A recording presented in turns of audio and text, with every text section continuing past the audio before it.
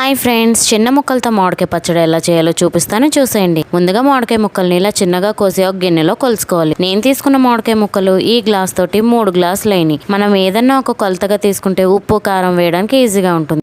ఇప్పుడు ఇదే గ్లాస్తో అర గ్లాస్ కారం, అలాగే ఈ గ్లాస్లోనే పావు వంతు ఉప్పు కూడా వేసుకోండి. ఇంకా దీంట్లోనే కొంచెం పసుపు కూడా వేయండి. దీంట్లో పసుపు ఎక్కువ అవసరం లేదు, కొంచెం వేసుకుంటే సరిపోతుంది. అలాగే పావు గ్లాస్ ఆవు పిండి కూడా వేయండి. ఈ ఆవాల్ని వేయించుకోవాల్సిన అవసరం లేదు, పచ్చి ఆవాల్ని మిక్సీ పట్టి వేసుకుంటే సరిపోతుంది. అలాగే 2 స్పూన్లు మెంతి పిండి, ఈ మెంతుల్ని దోరగా వేయించుకుని మిక్సీ పట్టండి. కచ్చపచ్చగా దంచిన వెల్లుల్లి రెబ్బలు కూడా వేసి ఒకసారి బాగా కలపండి. ఇలా కలిపిన దీంట్లో 1 గ్లాస్ నూనె వేసి బాగా కలపాలి. ఈ నూనె మీకు సరిపోతే సరే, లేకపోతే ఇంకా కాస్త వేసి కలుపుకోండి. నాకైతే ఈ పచ్చడికి గ్లాసున్నర నూనె పట్టింది. ఇలా కలుపుకున్న ఈ పచ్చడిని గ్లాస్ జార్లో నిల్వ చేసుకుంటే మన చిన్న ముక్కలు మామిడికాయ పచ్చడి రెడీ. దీన్ని ఊరబెట్టాల్సిన అవసరం లేదు, అప్పటికప్పుడు తినేయచ్చు.